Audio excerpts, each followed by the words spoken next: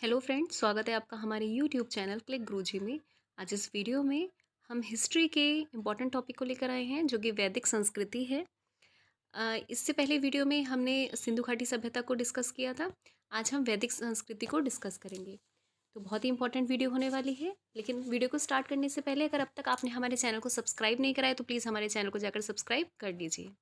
चलिए वीडियो को स्टार्ट करते हैं। आज का पहला क्वेश्चन है कि पूर्व वैदिक या ऋग्वैदिक संस्कृति का काल किसे माना जाता है। पूर्व वैदिक या ऋग्वैदिक संस्कृति का काल किसे माना जाता है, बताइए।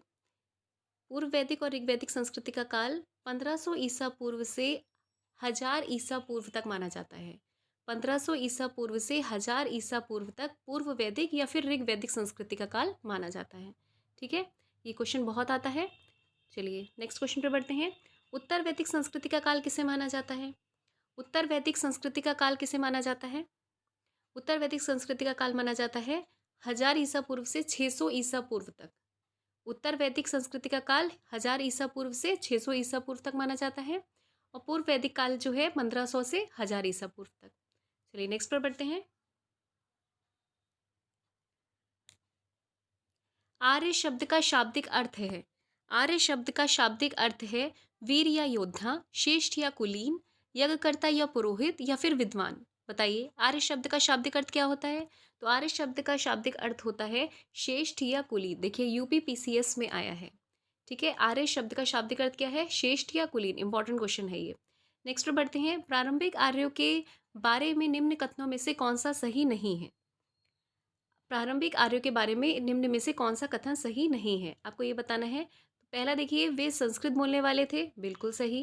वे घुड़सवारी किया करते थे, बिल्कुल सही। वे कई झुंडों में भारत आए थे, बिल्कुल सही। वे मुख्यतः नगरों में निवास करते थे, ये गलत है।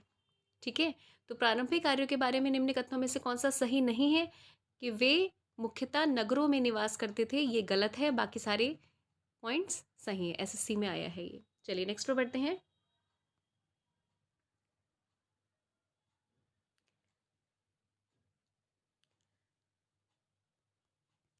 इनमें से किस फसल का ज्ञान वैदिक काल के लोगों को नहीं था।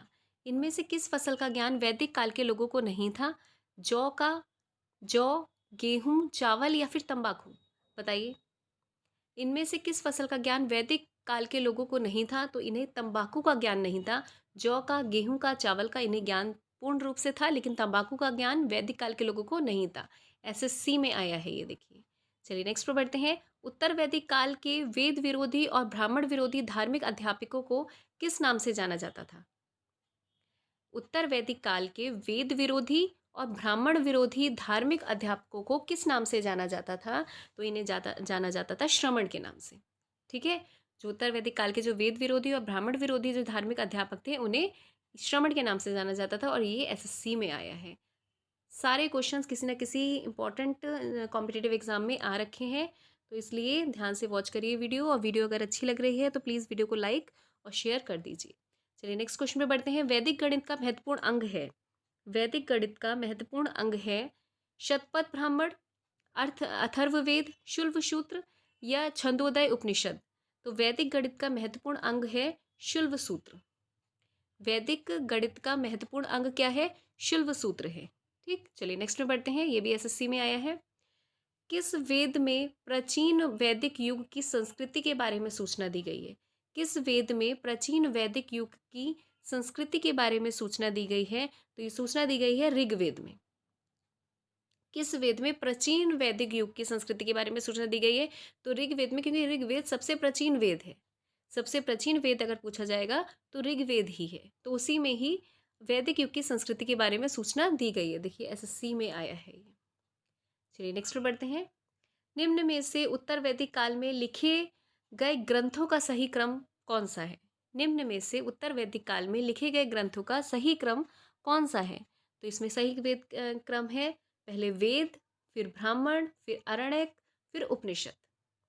पहले वेद लिखा गया, फिर ब्राह्मण, फिर अरण्यक, फिर उपनिषद। चलिए नेक्स्ट पर बढ़ते हैं। वेदों की संख्या कितनी है। वेदों की संख्या 4 है, सभी जानते हैं। ऋग्वेद, यजुर्वेद, सामवेद और अथर्ववेद। निम्न में से 3 वेद संयुक्त रूप से त्रयी या वेद त्रयी कहलाते हैं। निम्न में से 3 वेद संयुक्त रूप से त्रयी या फिर वेद त्रयी कहलाते हैं, वो कौन से वेद हैं? तो वो वेद होंगे आपके ऋग्वेद, यजुर्वेद और सामवेद। ऋग्वेद, यजुर्वेद और सामवेद। चलिए नेक्स्ट क्वेश्चन पर बढ़ते हैं। भारत के राज्य चिन्ह में प्रयुक्त होने वाले शब्द सत्यमेव जयते किस उपनिषद से लिए गए? मोस्ट इंपॉर्टेंट क्वेश्चन, बहुत सारे कॉम्पिटिटिव एग्जाम में ये क्वेश्चन पूछा जाता है। भारत के राज्य चिन्ह में प्रयुक्त होने वाले सत्यमेव जयते किस उपनिषद से लिए गए हैं? तो ये लिया गया है आपका मंडोपनिषद से। किससे लिया गया है? मंडोपनिषद से लिया गया है। देखिए आरआरबी में पूछा गया है और उत्तर प्रदेश पीएससी में भी पूछा गया है। चलिए नेक्स्ट पे बढ़ते हैं। ऋग्वैदिक आर्यों का मुख्य व्यवसाय क्या था? ऋग्वैदिक आर्यों का मुख्य व्यवसाय क्या था?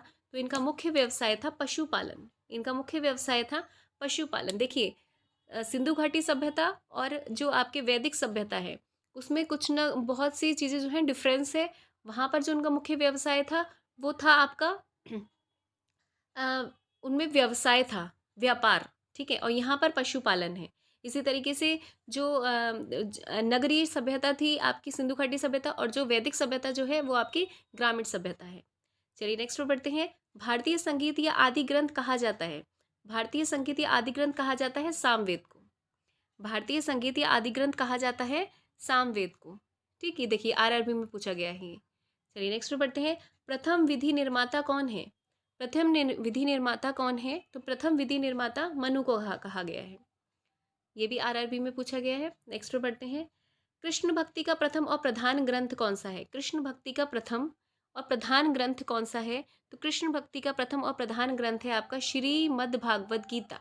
श्रीमद् भागवत गीता जो है वो कृष्ण भक्ति का प्रथम और प्रधान ग्रंथ है। ये आरआरबी में पूछा गया है। नेक्स्ट पर बढ़ते हैं। ऋग्वेद में संपत्ति का प्रमुख रूप क्या है?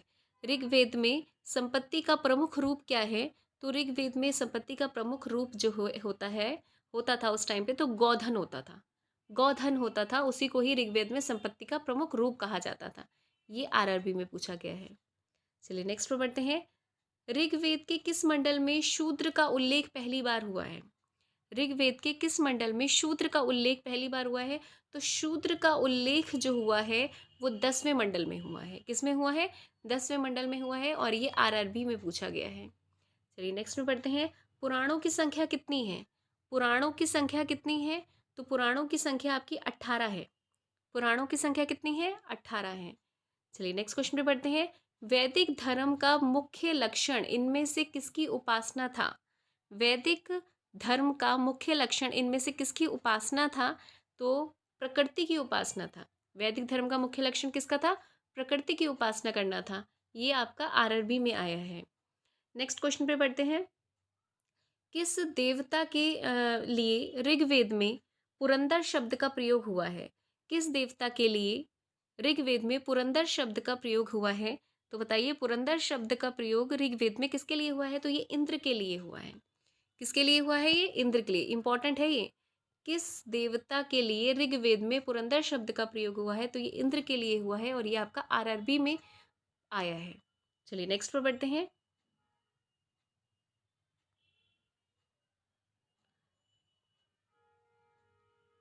शुल्व सूत्र किस विषय में संबंधित पुस्तक है? शुल्व सूत्र किस विषय में संबंधित पुस्तक है? तो ये जो पुस्तक है आपकी, ये आपकी ज्योमिति में है। ये आपकी पुस्तक ज्योमिति में है। चलिए नेक्स्ट पर बढ़ते हैं। अस्मो माँ सदमय, तमसो माँ ज्योतिर्मय, मृत्यो माँ अप्रत्यय, गम्य कहाँ लिया गया है? तो ये जो शब्द है ये उपनिषद का है, वेदांग का है, महाकाव्य का है, या पुराण का है? तो ये जो शब्द है, ये जो आपका श्लोक है, ये उपनिषद का है। चलिए नेक्स्ट पे बढ़ते हैं। आर्य भारत में बाहर से आए और सर्वप्रथम बसे थे। आर्य भारत में बाहर से आए और सर्वप्रथम बसे थे। कहाँ बसे थे? तो ये बसे थे आपके पंजाब में। ये आरआरबी में आया है। आर्य भारत में बाहर से आए थे और सर्वप्रथम बसे थे पंजाब में। चलिए नेक्स्ट पर बढ़ते हैं। हड़प्पा, आपको सूची 1 को सूची 2 से बताना है, मिलाना है। वेद है और यज्ञ करता है। वेद है और यज्ञ करता है, ठीक। चलिए बताइए इसका कौन सा होगा? तो देखिए हड़प्पा रावी नदी के किनारे है। हड़प्पा से मतलब रावी मिला है। ऋग्वेद को होता या होत्र बोलते हैं। यजुर्वेद का यकर्ता अद्रवर्यु है। सामवेद का उद्गाता या उद्गात है। और अथर्ववेद का ब्रह्मा है। ये आपके मैच हैं, ठीक है ना। हड़प्पा रावी से है मैच। अगर देखें ऋग्वेद को होता या फिर होत्र कहेंगे। यजुर्वेद जो है अद्रवर्यु से मिला हुआ है। सामवेद उद्गाता या उद्गात्र से है। और अथर्ववेद आपका ब्रह्मा से है। तो इसके हिसाब से जो आपका ऑप्शन ए है वो आपका सही होगा। इसके हिसाब से जो आपका ऑप्शन ए है वो आपका सही होगा। चलिए नेक्स्ट पर बढ़ते हैं। वेदों को आ वेदों को अपौरुषेय अपौरुषेय क्यों कहा गया है? वेदों को अपौरुषेय क्यों कहा गया है? तो ये कहा गया है क्योंकि वेदों की रचना देवताओं द्वारा की गई है। क्योंकि वेदों की रचना देवताओं द्वारा की गई है, इसलिए उसको अपौरुषेय कहा गया है। देखिए क्वेश्चन बहुत इंपॉर्टेंट है और थोड़े से डिफिकल्ट भी है ये क्वेश्चन, इसलिए ध्यान से वॉच करिए। वैशेषिक दर्शन के प्रतिपादक हैं। वैशेषिक दर्शन के प्रतिपादक हैं। तो वैशेषिक दर्शन के प्रतिपादक हैं उलूक कणद। उलूक कणद जो है ये वैशेषिक दर्शन के प्रतिपादक हैं। चलिए नेक्स्ट में बढ़ते हैं। मीमांसा या पूर्व मीमांसा दर्शन के प्रतिपादक कौन है? ये प्रतिपादक के क्वेश्चंस बहुत आते हैं। मीमांसा या पूर्व मीमांसा दर्शन के प्रतिपादक कौन है? तो मीमांसा या पूर्व मीमांसा के जो प्रतिपादक हैं वो हैं आपके जैमिनी। मीमांसा या पूर्व मीमांसा दर्शन के प्रतिपादक कौन है? ये जैमिनी है। इंपॉर्टेंट क्वेश्चन है ये मीमांसा वाला। नेक्स्ट पे बढ़ते हैं। वेदांत या उत्तर मीमांसा दर्शन के प्रतिपादक कौन है? वेदांत या उत्तर मीमांसा दर्शन के प्रतिपादक कौन है? तो ये हैं आपके वादरायण। वादरायण, ठीक है। वेदांत या फिर उत्तर मीमांसा दर्शन के प्रतिपादक हैं वादरायण। चलिए नेक्स्ट पे बढ़ते हैं। ऋग्वेद का कौन सा मंडल पूर्णतः सोम को समर्पित है? ऋग्वेद का कौन सा मंडल पूर्णतः सोम को समर्पित है? तो सोम के लिए नवा मंडल है। शूद्र का उल्लेख 10वें मंडल में है। और पूर्णतः सोम को समर्पित कौन सा मंडल है? तो वो नवा मंडल है। इंपॉर्टेंट है ये, बीपीएससी में आया है। चलिए नेक्स्ट पे बढ़ते हैं। प्रसिद्ध 10 राजाओं का युद्ध दशराज युद्ध किस नदी के तट पर लड़ा गया? ये क्वेश्चन बहुत पूछा जाता है। प्रसिद्ध 10 राजाओं का युद्ध दशराज युद्ध किस नदी के तट पर लड़ा गया? तो ये जो नदी थी ये पुरुषणी नदी थी। पुरुषणी नदी थी, ठीक है। प्रसिद्ध 10 राजाओं का युद्ध या दशराज युद्ध किस नदी के तट पर लड़ा गया? तो ये पुरुषणी नदी थी। चलिए नेक्स्ट पर बढ़ते हैं। धर्मशास्त्रों में भू राजस्व की दर क्या है? धर्मशास्त्रों में भू राजस्व की दर क्या है? तो भू राजस्व की दर है आपकी 1/6। कितनी है? 1/6। चलिए नेक्स्ट पर बढ़ते हैं। 800 ईसा पूर्व से 600 ईसा पूर्व का काल किस युग से जुड़ा है? 800 ईसा पूर्व से 600 ईसा पूर्व का काल किस युग से जुड़ा है? तो ये जुड़ा है आपका ब्राह्मण युग से। किससे जुड़ा है? ब्राह्मण युग से। 800 ईसा पूर्व से 600 ईसा पूर्व का काल ये किस युग से जुड़ा है? ब्राह्मण युग से जुड़ा है। और ये देखिए बीपीएससी में पूछा गया है। नेक्स्ट बढ़ते हैं। किस काल में अछूत की अवधारणा स्पष्ट रूप से उदित हुई? किस काल में अछूत की अवधारणा स्पष्ट रूप से उदित हुई? तो बताइए इसका आंसर क्या होगा? इसका आंसर होगा धर्मशास्त्र के काल में। किस काल में अछूत की अवधारणा स्पष्ट रूप से उदित हुई? ये है धर्मशास्त्र के काल में। चलिए नेक्स्ट पर बढ़ते हैं। एशिया माइनर स्थित बोगाजकोई का महत्व इसलिए है कि एशिया माइनर स्थित बोगाजकोई का महत्व इसलिए है कि बताइए वहाँ जो अभिलेख प्राप्त हुए हैं उनमें 4 वैदिक देवता इंद्र, वरुण, मित्र, नासत्य का उल्लेख मिलता है। मध्य एशिया व तिब्बत के बीच एक महत्वपूर्ण व्यापारिक केंद्र था। वेद के मूल ग्रंथ की रचना यहीं हुई थी या इनमें से कोई नहीं? तो बताइए इसमें से कौन सा आंसर ठीक होगा? देखिए ये बीपीएससी और यूपी पीसीएस में दोनों में पूछा गया है इसका ये क्वेश्चन। इसका आंसर क्या होगा बताइए? इसका आंसर होगा वहाँ जो अभिलेख प्राप्त हुए हैं इनमें 4 वैदिक देवताएं इंद्र, वरुण, मित्र और नासत्य का उल्लेख मिलता है। इसलिए एशिया माइनर स्थित बोगाजकई का महत्वपूर्ण है। चलिए नेक्स्ट पर बढ़ते हैं। गायत्री मंत्र देवी सवित्र को संबोधित किस पुस्तक में मिलता है? गायत्री मंत्र देवी सवित्र को संबंधित संबोधित सॉरी किस पुस्तक में मिलता है? तो ये मिलता है आपका ऋग्वेद में। ये मिलता है आपका ऋग्वेद में। नेक्स्ट पे बढ़ते हैं। न्याय दर्शन को प्रचारित किया था। न्याय दर्शन को किसने प्रचारित किया था? तो ये गौतम ने प्रचारित किया था। न्याय दर्शन को गौतम ने प्रचारित किया था। ये प्रतिपादक और प्रचारित वाले क्वेश्चन बहुत इंपॉर्टेंट है। न्याय दर्शन को प्रचारित किया था गौतम ने। यूपीपीसीएस में और आरएएस आरटीएस में भी पूछा गया है। नेक्स्ट बढ़ते हैं। प्राचीन भारत में निष्क से जाना जाता है। प्राचीन भारत में निष्क से जाने जाते हैं। तो निष्क से क्या जाने जाते हैं बताइए? निष्क से जाने जाते हैं स्वर्ण आभूषण। यूपीपीसीएस में पूछा गया, इंपॉर्टेंट भी है ये। निष्क का मतलब होता है प्राचीन भारत में स्वर्ण आभूषण। नेक्स्ट बढ़ते हैं। योग दर्शन के प्रतिपादक कौन है? ये तो सभी जानते हैं आप सब। योग दर्शन के प्रतिपादक कौन है? पतंजलि। योग दर्शन के प्रतिपादक कौन है? पतंजलि। उपनिषद पुस्तकें हैं। उपनिषद पुस्तकें हैं धर्म पर, योग पर, विधि पर या दर्शन पर? बताइए। उपनिषद पुस्तकें हैं दर्शन पर। उपनिषद पुस्तकें किस पर हैं? दर्शन पर हैं। चलिए नेक्स्ट पे बढ़ते हैं। यूपीपीसीएस में पूछा गया ये। सूची 1 को सूची 2 से आपको मिलान करना है। ऋग्वेद, यजुर्वेद, सामवेद और अथर्ववेद। ऋग्वेद, यजुर्वेद, सामवेद और अथर्ववेद। तो इसको बताइए। ऋग्वेद जो है, ऋग्वेद में आपके स्त्रोत और प्रार्थनाएं हैं। ऋग्वेद में आपके स्त्रोत और प्रार्थनाएं हैं। यजुर्वेद में आपके स्त्रोत और कर्मकांड है। स्त्रोत और कर्मकांड है। सामदेव में आपके संगीतमय स्त्रोत हैं और अथर्ववेद में आपके तंत्र मंत्र एवं वशीकरण है। ये इसका सही क्रम होगा। ऋग्वेद में क्या है? आपके स्त्रोत और प्रार्थनाएं हैं। यजुर्वेद में क्या है? आपके यजुर्वेद में आपके स्त्रोत और कर्मकांड है। सामवेद में आपके संगीतमय स्रोत है और अथर्ववेद में आपके तंत्र मंत्र एवं वशीकरण है। इस हिसाब से आपका आंसर जो होगा ए वाला सही होगा। चलिए नेक्स्ट पे बढ़ते हैं। इंपॉर्टेंट है ये क्वेश्चन, यूपीपीसीएस में आया है। देखिए, आरंभिक वैदिक साहित्य में सर्वाधिक वर्णित नदी कौन सी है? आरंभिक वैदिक साहित्य में सर्वाधिक वर्णित नदी कौन सी है? तो बताइए कौन सी वर्णित नदी है? ये है आपकी सिंधु नदी।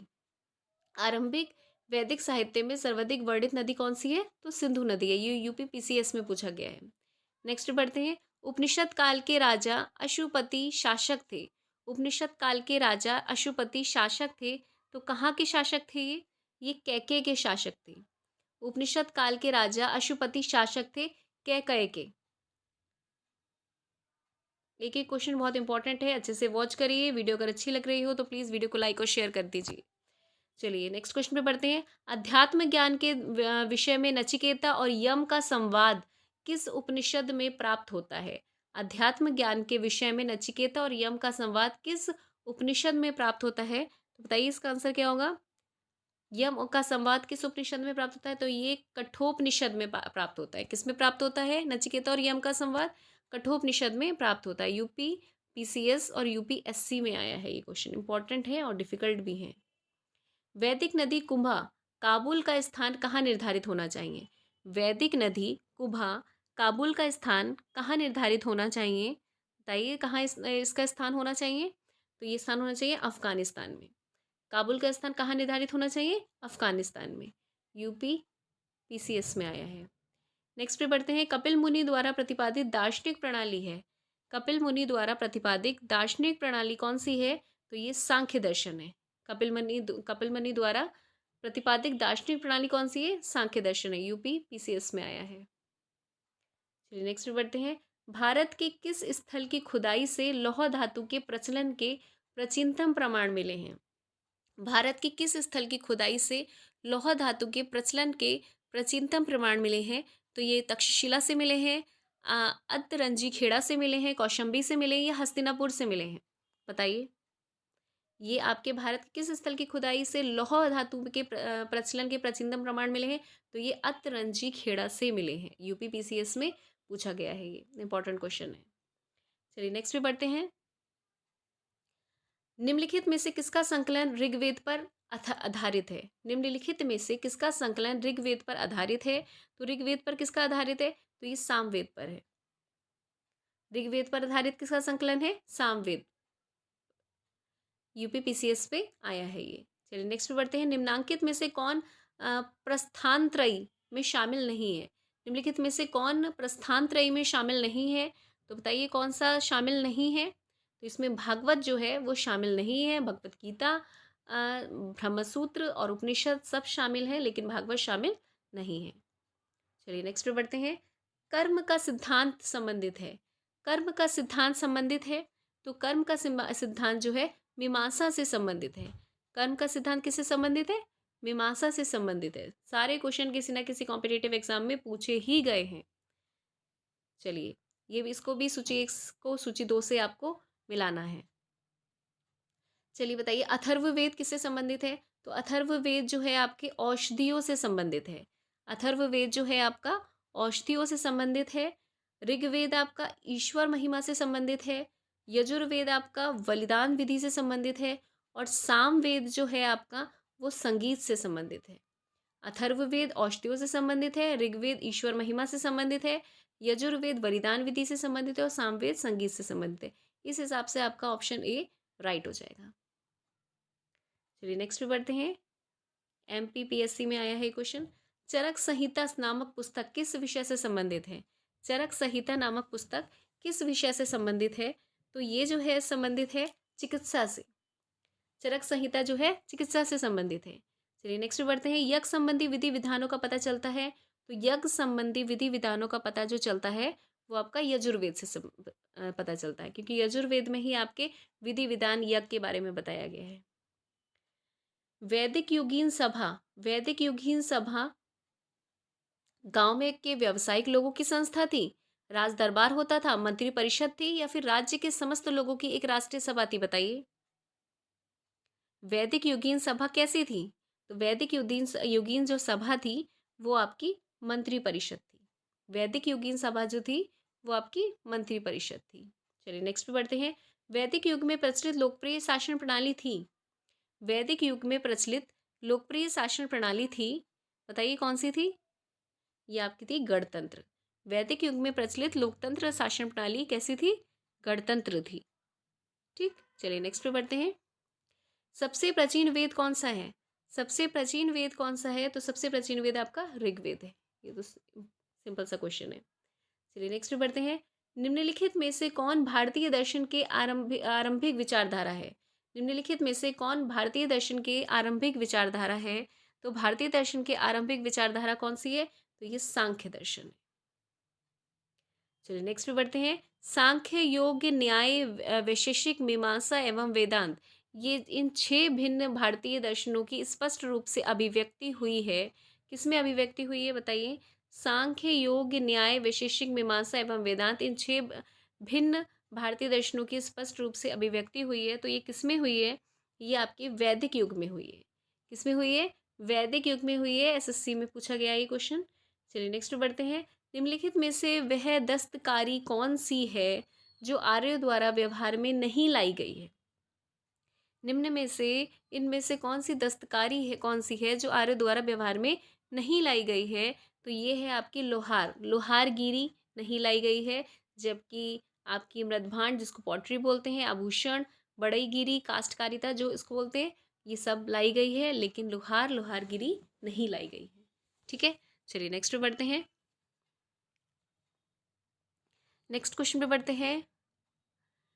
आयुर्वेद, इसको भी सूची 1 को सूची 2 से मिलाना है। उपवेद और संबंधित वेद दे रखे हैं। तो अथर्ववेद जो है वो किससे संबंधित है? आयुर्वेद, सॉरी, आयुर्वेद, धनुर्वेद, गंधर्व वेद, शिल्प वेद या अर्थवेद, अर्थशास्त्र, ये किससे किससे संबंधित है बताइए? तो आयुर्वेद जो है आपका ऋग्वेद से संबंधित है। धनुर्वेद आपका यजुर्वेद से संबंधित है। गंधर्व वेद आपका सामवेद से संबंधित है। और शिल्प वेद या फिर अर्थशास्त्र आपका अथर्ववेद से संबंधित है। तो समझ में आया? आयुर्वेद ऋग्वेद से, धनुर्वेद यजुर्वेद से, गंधर्व वेद सामवेद से, और शिल्प वेद या अर्थशास्त्र आपका अथर्ववेद से संबंधित है। इसके अकॉर्डिंग आपका आंसर ए सही होगा। चलिए नेक्स्ट क्वेश्चन पे बढ़ते हैं। ऋग्वेद के किन 6 मंडलों को वंशमंडल, वंशमंडल या गोत्र मंडल कहा जाता है? ऋग्वेद के किन 6 मंडलों को वंशमंडल या फिर गोत्र मंडल कहा जाता है? बताइए किसको कहा जाता है? तो ये दूसरे मंडल से 7वें मंडल तक, दूसरे मंडल से 7वें मंडल तक को वंशमंडल या गोत्रमंडल कहा जाता है। ठीक है, चलिए नेक्स्ट पे बढ़ते हैं। किस वेद में जादुई माया और वशीकरण का वर्णन है? किस वेद में जादुई माया और वशीकरण का वर्णन है, बताइए किस में वर्णन है? तो ये आपका अथर्ववेद में है। चलिए नेक्स्ट पे बढ़ते हैं। आर्य शब्द इंगित करता है, आर्य शब्द इंगित करता है, तो आर्य शब्द किसको इंगित करता है? श्रेष्ठ वंश को। आर्य शब्द किसको इंगित करता है? श्रेष्ठ वंश को। ठीक है, चलिए नेक्स्ट पे बढ़ते हैं। ऋग्वेद में कुल कितने मंडल हैं? तो ऋग्वेद में 10 मंडल हैं। ऋग्वेद में कितने मंडल हैं? तो ऋग्वेद में 10 मंडल हैं। आर्य भारत में संवत्ता आए हैं। आर्य भारत में संभवतः कहाँ आए हैं? यूरोप से, मध्य एशिया से, पूर्वी एशिया से, या अन्य क्षेत्रों से, बताइए। तो आर्य भारत में मध्य एशिया से आए हैं। आर्य भारत में मध्य एशिया से आए हैं संभवतः। कौन सा वेद अंशतः गद्य रूप से भी रचित है? कौन सा वेद अंशतः गद्य रूप से भी रचित है? तो बताइए। यजुर्वेद जो है, यजुर्वेद में गद्य और पद्य की बात होती है। चलिए नेक्स्ट पे बढ़ते हैं। सभा और समिति, सभा और समिति प्रजापति की दो पुत्रियां थीं। सभा और समिति प्रजापति की दो पुत्रियां थीं का उल्लेख किस वेद में मिलता है? बताइए। तो ये मिलता है आपका अथर्ववेद में। ये मिलता है आपका अथर्ववेद में। सभा और समिति प्रजापति की दो पुत्रियां थीं का उल्लेख किस वेद में मिलता है? तो ये मिलता है आपका अथर्ववेद में। चलिए नेक्स्ट क्वेश्चन पे बढ़ते हैं। ऋग्वेद युग की प्राचीनतम संस्था कौन सी थी? ऋग्वेदिक युग की प्राचीनतम संस्था कौन सी थी? तो ये प्राचीनतम संस्था जो थी आपकी विदत, विदत थी। चलिए नेक्स्ट पे बढ़ते हैं। ब्राह्मण ग्रंथों में सर्वाधिक प्राचीन कौन है? ब्राह्मण ग्रंथों में सर्वाधिक प्राचीन कौन है? तो ब्राह्मण ग्रंथों में सर्वाधिक प्राचीन जो है शतपथ ब्राह्मण है। कौन सा ब्राह्मण है? शतपथ ब्राह्मण सबसे प्राचीन प्राचीन है। चलिए नेक्स्ट पे बढ़ते हैं। गोत्र व्यवस्था प्रचलन में कब आई? गोत्र व्यवस्था प्रचलन में कब आई? बताइए। तो गोत्र व्यवस्था प्रचलन में आपके उत्तर वैदिक काल में आई।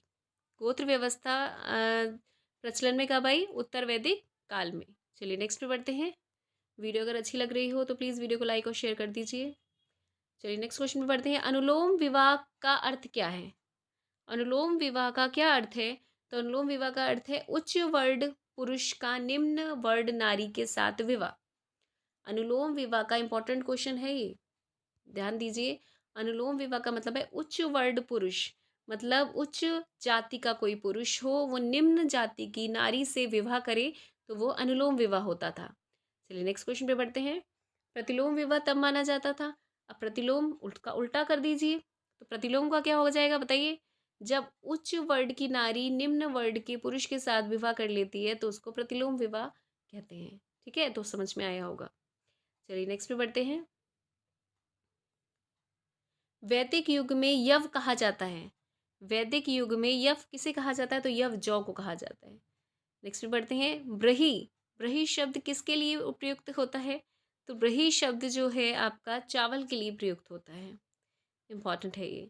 अथर्व का अर्थ क्या है? अथर्व का अर्थ है पवित्र जादू। अथर्व का अर्थ क्या है? पवित्र जादू। चलिए नेक्स्ट पे बढ़ते हैं। सुमेलित करना है ये शिक्षा, कल्पसूत्र, निरुक्त और छंद। तो बताइए क्या होगा इसका। शिक्षा जो है आपकी ध्वनि शास्त्र है। कल्पसूत्र जो है आपका कर्मकांड है। निरुक्त शब्द व्युत्पत्ति शास्त्र या भाषा शास्त्र है। और छंद आपका छंद शास्त्र है। शिक्षा कैसी है आपकी? ध्वनि शास्त्र। कल्पसूत्र आपका कर्मकांड है। निरुक्त आपका शब्द व्युत्पत्ति शास्त्र या फिर भाषा शास्त्र है। और छंद आपका छंद शास्त्र। इस हिसाब से आपका आंसर ए सही होगा। चलिए नेक्स्ट पे बढ़ते हैं। प्राचीनतम व्याकरण अष्टाध्यायी के रचनाकार कौन है? प्राचीनतम व्याकरण अष्टाध्यायी के रचनाकार कौन है? तो अष्टाध्यायी के रचनाकार हैं आपके पाणिनि। अष्टाध्यायी के रचनाकार हैं आपके पाणिनि। इंपॉर्टेंट क्वेश्चन है, RAS, RTS, JPSC में भी आया है ये क्वेश्चन। चलिए नेक्स्ट क्वेश्चन पे बढ़ते हैं। निम्न में से कौन सी स्मृति प्राचीनतम है? निम्न में से कौन सी स्मृति प्राचीनतम है? तो बताइए। मनुस्मृति जो है सबसे प्राचीनतम है। मनुस्मृति सबसे प्राचीनतम है। चलिए नेक्स्ट क्वेश्चन पे बढ़ते हैं। आदि काव्य की संख्या किसे दी जाती है? आदि काव्य की संख्या किसे दी जाती है? तो आदि काव्य की जो संख्या है वो रामायण को दी जाती है। नेक्स्ट क्वेश्चन पे पढ़ते हैं। प्राचीनतम पुराण है, प्राचीनतम पुराण कौन सी है? तो प्राचीनतम पुराण आपकी मत्स्य पुराण है। प्राचीनतम पुराण आपकी मत्स्य पुराण है। चलिए नेक्स्ट क्वेश्चन पे पढ़ते हैं। ऋग्वेद में सबसे पवित्र नदी किसे माना जाता है? तो ऋग्वेद में सबसे पवित्र नदी सरस्वती को माना जाता है। ऋग्वेद में सबसे पवित्र नदी किसको माना जाता है? तो ऋग्वेद में सबसे पवित्र नदी आपकी सरस्वती को माना जाता है। चलिए नेक्स्ट पे बढ़ते हैं। वैदिक समाज की आधारभूत इकाई थी। वैदिक समाज की आधारभूत इकाई क्या थी? तो वैदिक समाज की आधारभूत इकाई थी कुल और कुटुंब। क्या थी? कुल और कुटुंब। चलिए नेक्स्ट क्वेश्चन पे बढ़ते हैं। ऋग्वैदिक काल में उस सबसे प्रधान देवता की पहचान करें जिसकी स्तुति 250 सूक्तों की रचना की गई थी। ऋग्वैदिक काल के उस सबसे प्रधान देवता की पहचान करें जिसकी स्तुति 250 सूक्तों की रचना की गई थी। बताइए क्या होगा इसका? इंद्र। तो ऋग्वैदिक काल में उस सबसे प्रधान देवता कौन से हुए?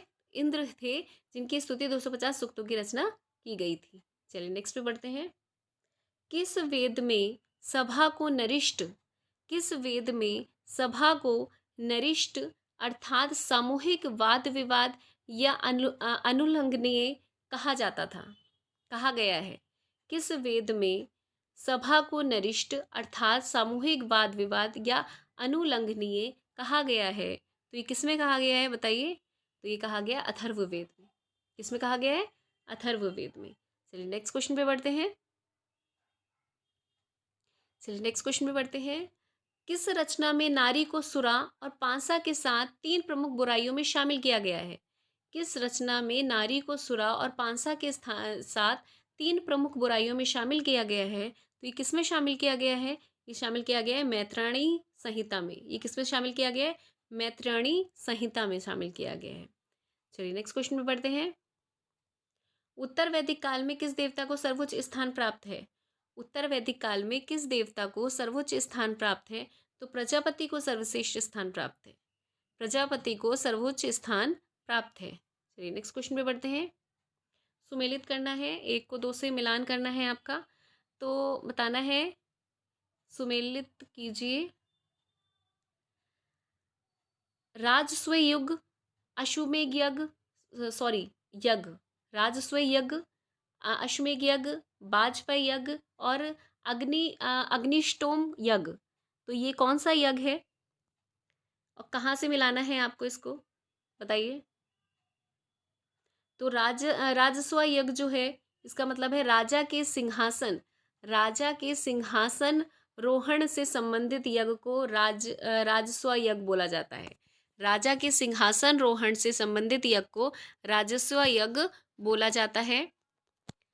अश्वमेध यज्ञ जो है आपका राजनीतिक शक्ति बढ़ाने हेतु, राजनीतिक शक्ति बढ़ाने हेतु जाने वाला यज्ञ जो है उसको बोलते हैं अश्वमेध यज्ञ।